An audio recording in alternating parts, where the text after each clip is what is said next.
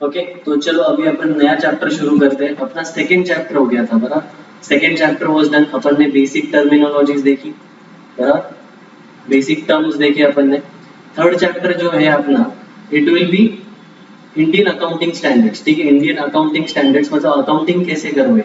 But आज अपन ने अब तक अपने को अकाउंट का पूरा नॉलेज है ही नहीं, तो ये चैप्टर आज कैसे करेंगे।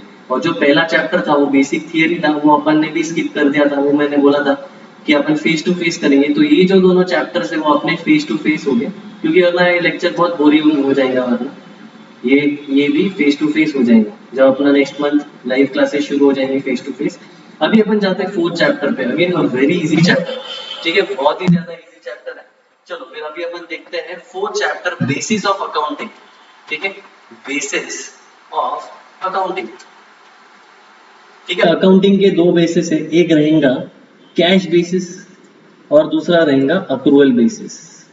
तीसरा भी एक मेथड है, तीसरा क्या है मालूम है कि इन दोनों का कॉम्बिनेशन, इन दोनों का कॉम्बिनेशन इसको क्या बोलते हैं, हाइब्रिड बेसिस। ठीक है, वो हाइब्रिड छोड़ दो 2 मिनट के लिए, वैसे भी कुछ काम का नहीं। इंडिया में कैश बेसिस भी चलता है, इंडिया में अक्रूवल बेसिस भी चलता है। ठीक है, तो सबसे पहले अभी अपन डिस्कस करते हैं कि कैश बेसिस होता क्या है और अक्रूवल बेसिस होता क्या है। अगर तुमने इंट्रो लेक्चर्स देखे होंगे तो this concept is very easy for you, वहां पे मैंने डिटेल में एक्सप्लेन किया था। बट अगर नहीं देखे होंगे फिर भी अपन ये लेक्चर पूरा फोर्थ चैप्टर पे ही ले लेंगे, फोर्थ चैप्टर आज खत्म कर देंगे और फिर कल से अपन अकाउंटिंग इक्वेशन पे जाएंगे। ठीक है, चलो तो फोर्थ में है एकदम बेसिक सिंपल कैश और अक्रूवल कंसेप्ट। उसके लिए मैं एक एग्जांपल लेता हूँ। ठीक है, मैं मेरे क्लासेस का ही एग्जांपल लेता हूँ। लेट्स से मेरे को सिर्फ 11th की बैच में से फीस अभी for the year upon accounting कब से कर रहे हैं, 1 अप्रैल 2020 से लेके 31 मार्च क्या 21 बराबर, 31 मार्च 21 ये अपना क्या हो गया, अकाउंटिंग पीरियड हो गया। इस दिन से इस दिन तक मैं अभी अकाउंटिंग करूंगा। 11th की जो फीस है, ठीक है, लेट से मेरे को टोटल फीस रिसीवेबल थी टोटल। ठीक है, तो यहाँ पे थोड़ा सा इसको टोटल, ठीक है, कितना कैश मिला और कितना अब तक रिसीवेबल है। ठीक है, देखो टोटल फीस थी मेरी 10 लाख, जिसमें से 8.5 लाख मेरे को कैश आ चुका है, 1.5 लाख लेना अब तक बाकी। ठीक है, 1.5 लाख अब तक लेना बाकी। ठीक है, ये टोटल, जिसमें से टोटल इतनी फीस लेनी थी, कैश इतने और रिसीवेबल इतना। कुछ स्टूडेंट्स ने मेरे को एडवांस में पैसा दे दिया, स्टूडेंट्स ने मेरे को एडवांस में पैसा दे दिया। एडवांस मतलब क्या, 12th का भी पैसा आज मेरे को दे दिया। अभी सोचो 12th 31 मार्च से तो शुरू नहीं होगा, 31 मार्च 21 से तो पहले शुरू नहीं होगा। कुछ स्टूडेंट्स ने एडवांस में मेरे को 50,000 रुपीज 12th के भी दे दिए। ठीक है, तो वो एडवांस भी पकड़ लेते हैं। ये क्या हुआ, रिसीवेबल, ये फीस थी, ये मेरा इनकम बोल सकते हो इसको। अभी अपन खर्चे की बात करते हैं, एक्सपेंसेस की बात करते हैं। ठीक है, एक्सपेंसेस की बात करते हैं अभी। तो एक्सपेंसेस मेरे ये साल भर में टोटल खर्चे हुए 6 लाख रुपए टोटल, जिसमें से मैंने कैश पे कर दिया 5,50,000, 5.5 लाख मैंने पेमेंट कर दिया है। और अब तक आउटस्टैंडिंग, याद है आउटस्टैंडिंग मतलब पैसा भरना बाकी है। आउटस्टैंडिंग कितना है मेरा, 50,000 बराबर। अब तक 50,000 मेरे को किसी को तो भी पेमेंट करना बाकी, जो भी मेरे को पैसा देना बाकी। ठीक है, ये मत पूछो कि ऐसा कैसे, किसने माना आपको कि 50,000 नहीं देंगे। अपने को लॉजिक नहीं देखना है यहाँ पे। और एक्चुअली ऐसा होता भी, काफी लोगों को टाइम टू टाइम पेमेंट देते। कितने लोग अभी कोरोना से पहले भी सैलरी या फिर जो भी बेसिक चीज है वो टाइम टू टाइम नहीं भरते। ठीक है, तो ये आउटस्टैंडिंग मतलब देना बाकी, पेएबल है। ठीक है, और एक खर्चा मैंने एडवांस में पे कर दिया। लेट से लैंडलॉर्ड बोला मेरे को कि आप रेंट है ना 2 महीने का एडवांस में भर दो। ठीक है, एक्चुअली कोई लैंडलॉर्ड है नहीं, बट अगर उसने बोला मेरे को कि आप 2 महीने का रेंट एडवांस में भर दो, लेट से 30,000 मैंने एडवांस में भर दिया, रेंट पेड इन एडवांस। आगे के साल का खर्चा मैंने आज ही कर दिया। इसको ही क्या बोलते थे यार, प्रीपेड। प्रीपेड मतलब आगे का पीरियड का खर्चा आज ही कर दिया, और आउटस्टैंडिंग मतलब जो खर्चा करना था वो किया नहीं। ये अपन वैसे भी डिटेल में देखेंगे, बट ये अपन ने बेसिक कंसेप्ट में डिस्कस किया था। अभी अपन दोनों मेथड देखेंगे। ठीक है, कैश फिर अक्रूवल, हाँ चलो ये भी कर लेते हैं, और हाइब्रिड, मतलब यही सब में तुम्हारा पूरा कंसेप्ट खत्म हो जाएगा। सबसे पहले अभी अपन क्या करेंगे, फीस या फिर इनकम लिख देते हैं। कैश में जितना कैश आया ना उतना लिख देने का।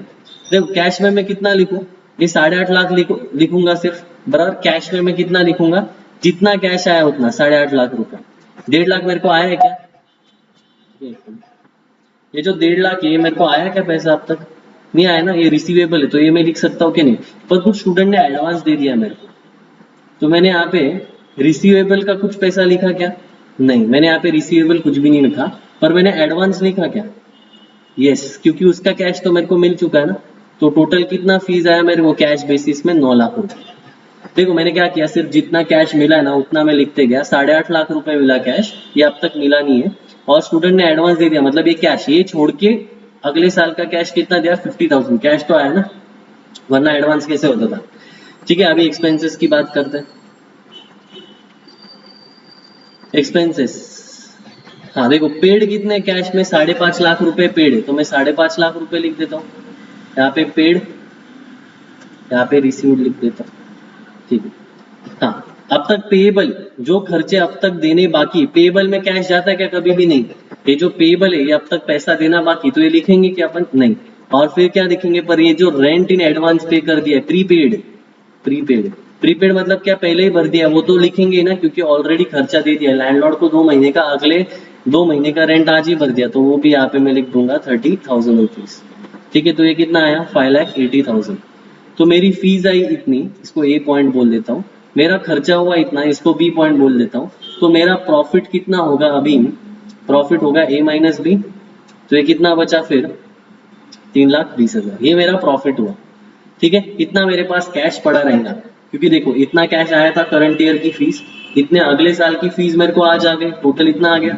खर्चा इतना मैंने पे किया था, कैश में दे दिया था, उसमें से अगले 2 महीने का, अगले साल के 2 महीने का रेंट आज ही मैंने भर के रखा, वो भी, तो टोटल खर्चा इतना आया, जिसमें से ये खर्चे मतलब इनकम में से मैंने खर्चा माइनस कर दिया, बचा इतना। अभी अक्रूवल बेसिस में क्या करते हैं, ये दिमाग नहीं लगाएंगे कैश मिला या नहीं मिला, क्योंकि देखो यहाँ पे भले ही दिख रहा है 8.5 लाख रुपए, यहाँ पे भले ही दिख रहा है कि 8.5 लाख रुपए, बट फीस मेरी बहुत ज्यादा है उससे। फीस मेरे को 8.5 लाख रुपए नहीं मिली, बहुत ज्यादा मिली। मेरा करंट ईयर का इनकम देखो कितना था? 10 लाख रुपए था, 8.5 लाख रुपए नहीं था मेरा इनकम। तो अगर यहाँ पे मैं 8.5 लाख रुपए तो लिख ही दूंगा, 8.5 लाख रुपए जो कैश मिला था वो तो मैं लिख ही दूंगा, पर रिसीवेबल मेरे को और 1.5 लाख फीस लेना है ना। अक्रूवल मतलब क्या? जितना इनकम आया साल में उतना चेक करो। वापस बोलता हूँ, अक्रूवल मतलब क्या? कैश आया नहीं आया वो आगे की बात, पर जितना इनकम हुआ। तुम बोलोगे दोनों में फर्क कैसे?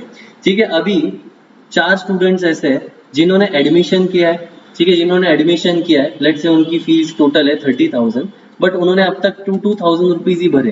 3-4 लोग ऐसे जिन्होंने पूरे भर दिए। ठीक है, तो अभी जिन्होंने 2,000 भर दिया है, बचे हुए 28,000 तो लेना ही है ना। पर वो छोड़ दो, पर उन्होंने एडमिशन कंफर्म करा है नहीं करा है? करा दिया ना। अगर उन्होंने 2,000 भरे मतलब एडमिशन कंफर्म करा दिया है, तो बचे हुए पैसे रिसीवेबल है ही ना। तो भले ही वो आदमी से मेरे को और 28,000 लेने हैं, पर मैं मेरी फीस में कितनी पकड़ू? देखो अगर वो आदमी ने 2,000 दिए, 30,000 देने बाकी है, तो लॉजिकली सोचो मेरा फीस कितना हुआ? 30,000 पकड़ू मैं या 2,000 पकड़ू? ये जो कैश बेसिस है ना इधर गलत जाता है, ये सिर्फ कितना पकड़ता है? 2,000 पकड़ रहा है, पर एक्चुअल में वो बंदा देने वाला है फीस, भले आज नहीं कल नहीं, 1 महीने बाद 2 महीने बाद देंगे ही ना वो, क्योंकि वो सेल तो हुआ है, वो मेरे फीस तो आने वाला है। अक्रूवल मतलब क्या? जितना टोटल पैसा आने वाला है। तो देखो यहाँ पे 10 लाख आ रहा है क्या टोटल? जो मेरी फीस थी ये साल की 10 लाख रुपए टोटल आ रहा है ना, उतना 10 लाख रुपए पैसा, उतना 10 लाख रुपए आ रहा है। एडवांस आगे के साल का पैसा मैं यहाँ पे नहीं लूंगा, ये एक चीज यहाँ पे अलग है। क्यों ये ऐसा? क्योंकि अपन अक्रूवल बेसिस पे, मैं लिखा के देता हूँ, accrual basis, accrual basis takes into account, takes into account expenses और income only for current year, only for current year। जो भी साल का खर्चा है या जो भी साल का इनकम है ये अक्रूवल बेसिस लेता है। वही cash basis, cash basis takes into account only expenses और इनकम पेड और रिसीव्ड, मतलब जो खर्चा पेड और रिसीव्ड इन कैश, जो पैसा पे किया या रिसीव किया है कैश में वही उतना लेगा। पर ये क्या लेगा? करंट ईयर का लेगा, ये जितना कैश है उतना। देखो ये जो है ये 50,000 करंट ईयर का था ही नहीं, तो अगले साल का पैसा मिला है, फिर भी कैश बेसिस ने ले लिया। इधर लिया क्या? नहीं। और इधर रिसीवेबल ले लिया, जो पैसा करंट ईयर का लेना चाहिए था वो नहीं लिया, यहाँ पे ले लिया। तो कैश बेसिस दिमाग ही नहीं लगाता, सिर्फ क्या देखता है? कैश आया नहीं आया। अक्रूवल बेसिस में अपने को दिमाग लगाना है कि कितना फीस ये साल का है, कितना फीस अगले साल का है। तो टोटल कितना आएगा यहाँ पे? 10 लाख रुपए। समझा गया? मतलब मेरा खर्चा कितना और इनकम कितना मैं यहाँ पे चेक करता हूँ। वही यहाँ पे अपन सिर्फ क्या कर रहे थे, जितना कैश आया और गया, ठीक है। ये मेथड मेन है, ये मेथड मेजोरिटी जगह पे फॉलो होता है, ठीक है। अभी खर्चों की बात करते हैं। टोटल खर्चा कितना है, 6 लाख, जिसमें से 4.5 लाख पे कर दिया, वो तो यहाँ पे मैं लिखूंगा ही।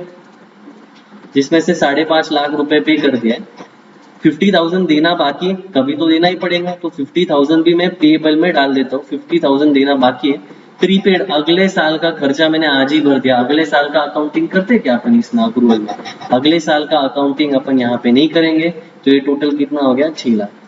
तो देखो मेरा प्रॉफिट कितना आया, 4 लाख रुपए। कौन सा ज्यादा प्रॉफिट तुमको बेटर लग रहा है? मेरे को तो ये बेटर लग रहा है, मेरे को ये अच्छा नहीं लग रहा, क्योंकि कैश तो आएगा जाएगा। अभी कोरोना की बात करते हैं, कितने स्टूडेंट्स ऐसे जिन्होंने कंफर्म एडमिशन लिया है बट अब तक फीस पूरी नहीं भरी।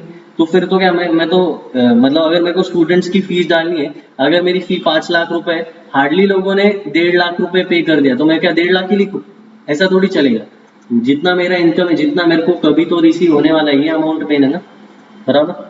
तो ये क्या हुआ, अप्रूवल बेसिस हो गया। और अभी हाइब्रिड मतलब क्या, ये क्या करते हैं, हाइब्रिड में इसकी टोटल ले लेते हैं, मतलब इनकम में किसकी टोटल लेते हैं, अक्रूवल की, और खर्चों में किसकी टोटल लेते हैं, एक्सपेंस, ये कैश बेसिस की। खर्चों में किसकी टोटल लेते हैं, इसकी कैश बेसिस की। देखो ये तो एकदम भलता ही जा रहा है, ये तो कुछ सेंस ही नहीं बनता। फिगर भी देखो कितनी मस्त है, ये कुछ भी सेंस नहीं बनता। ये मेथड कुछ काम का नहीं है। ये दोनों मेथड ही इंडिया में चलते हैं, सिर्फ बताने के लिए बोल दिया उन्होंने सिलेबस में। ये मेथड कुछ भी काम का नहीं है।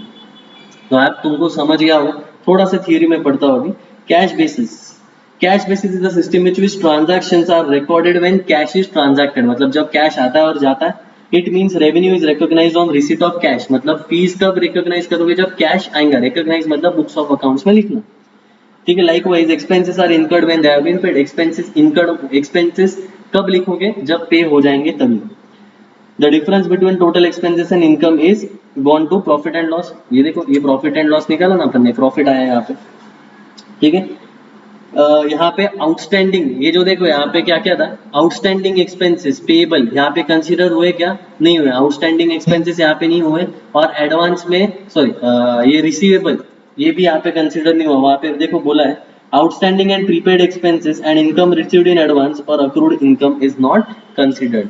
प्रीपेड मतलब ये एक्चुअली कंसीडर करते हैं, अगले साल का पैसा अपन डाल देते हैं, ठीक है।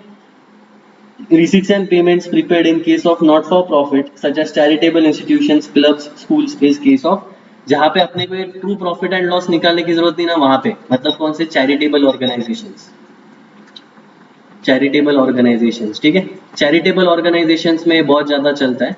चैरिटेबल ऑर्गेनाइजेशंस मतलब ही क्या, जैसे ट्रस्ट, मंदिर वगैरह, ठीक है। फिर स्कूल्स, भले स्कूल्स चैरिटी के लिए रहते हैं बट चैरिटी करते नहीं। क्लब्स, हॉस्पिटल्स, ठीक है। ये सारा ये मेथड फॉलो करते हैं, क्योंकि इनका मेन ऑब्जेक्टिव, इन लोगों का मेन ऑब्जेक्टिव प्रॉफिट कमाना नहीं रहता, सर्विसेज प्रोवाइड करना रहता है, बराबर ना। तो इसलिए ये कौन सा मेथड फॉलो करते हैं, कैश बेसिस। आउटस्टैंडिंग मतलब क्या, जो पे करना बाकी अब तक। प्रीपेड मतलब अगले साल का खर्चा पहले ही पे कर दिया है। अक्रूड मतलब पैसा जमा है, अब तक मिला नहीं है, जैसे मैंने 1.5 लाख का बोला था। अक्रूड मतलब पैसा जमा, which has not been received and income received in advance मतलब आगे के साल का पैसा आज ही मिल चुका। एडवांटेजेस क्या क्या है, बहुत ही इजी समझने के लिए, इससे कैश फटाफट आ जाएगा। More objective, few estimates and judgements. अभी किसी का ये बोलना होगा कि क्या गारंटी पर ये 1.5 लाख अपने को मिलेंगे, क्या गारंटी अपन 50,000 देंगे, अपन कुछ जजमेंट लगाएंगे ना लोगों को। ऐसा हो सकता है, और ये होता भी है कि कुछ लोग पैसा नहीं देते। ऐसा भी हो, ऐसा तो ये हुआ नहीं कभी कि मैंने पैसा नहीं दिया, बट ऐसा हो सकता है किसी ने पैसा नहीं दिया।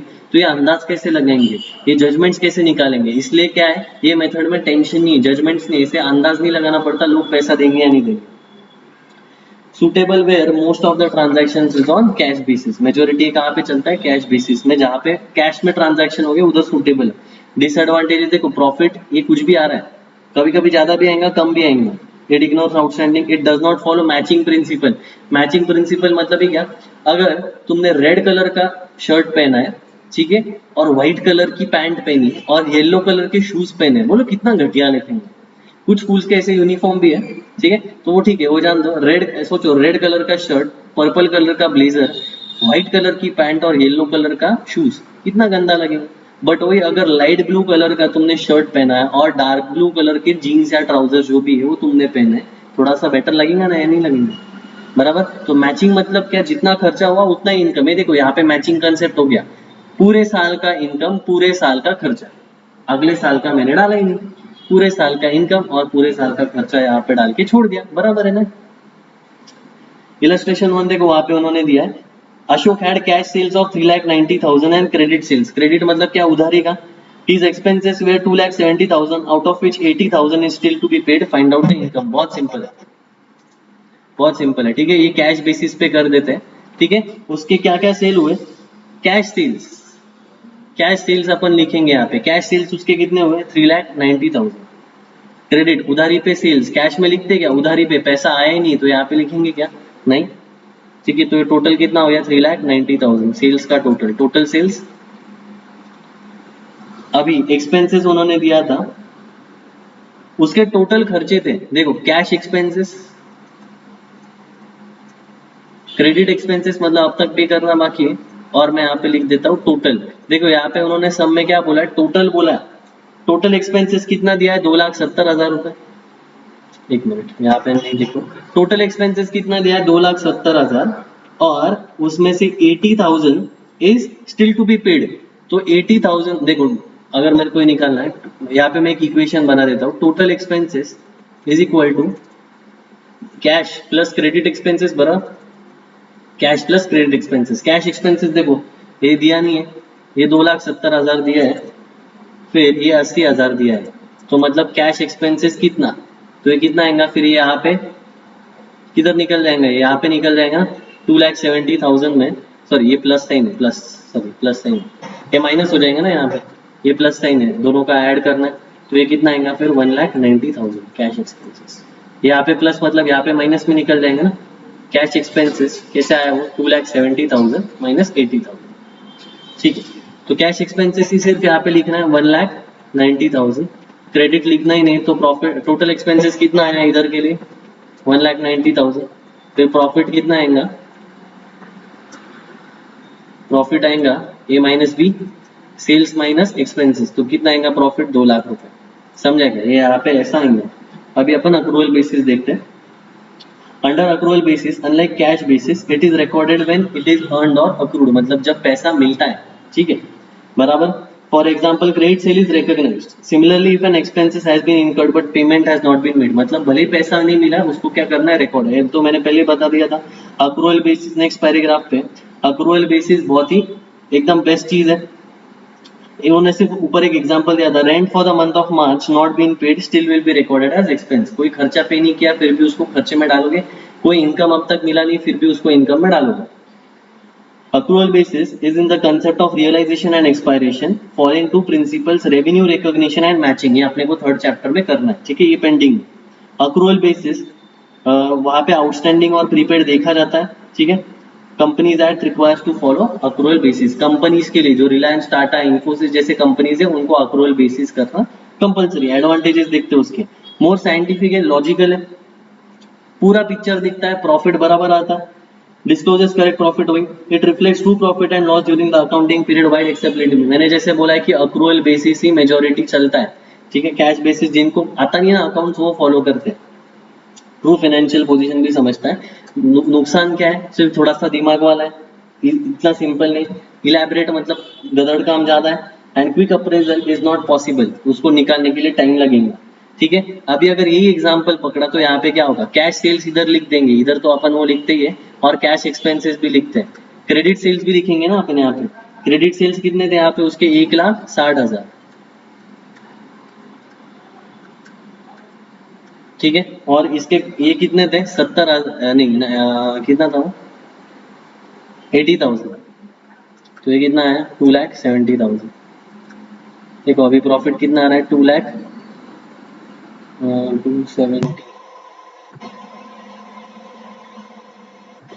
ये 8 प्लस 7 इज 15 4 2,80,000, देखो ये प्रॉफिट बेटर दिख रहा है ना ज्यादा, ठीक है। उन्होंने डिफरेंस दे दिया है profit and loss terminal knowledge, वो तो बहुत इजी चेक कर लो, ठीक है। इतना सा था ये फालतू चैप्टर। ऑब्वियसली कंसेप्ट अपने को मेन क्या जानना था यहाँ पे, अक्रूवल मतलब कितना पैसा आया और कितना पैसा गया, ये समझा क्या मेन, आई होप तुमको यही मेन ये लेक्चर की बात थी। अक्रूवल बेसिस में क्या होता है, पूरे एक्सपेंसेस पूरे लिखोगे फॉर करंट ईयर, और इनकम भी क्या लिखोगे, इनकम भी लिखोगे फॉर करंट ईयर, इनकम भी लिखोगे फॉर करंट ईयर। आगे के साल का पैसा आएगा क्या यहाँ पे, नहीं आएगा। और वही कैश बेसिस में सिर्फ क्या करते हैं, कैश रिसीव्ड, कैश पेड, खत्म। ठीक है, ये समरी बोल सकते हैं चैप्टर। ठीक है, बहुत ही फालतू चैप्टर था। कल अभी अपन अकाउंटिंग इक्वेशन देख लेंगे, ये एक 2 लेक्चर्स में मेरे हिसाब से हो जाएगा, और फिर उसके बाद में अपन मेन जर्नल एंट्रीज पे जाएंगे। ठीक है, चलो फिर रुक जाते हैं आज के लिए।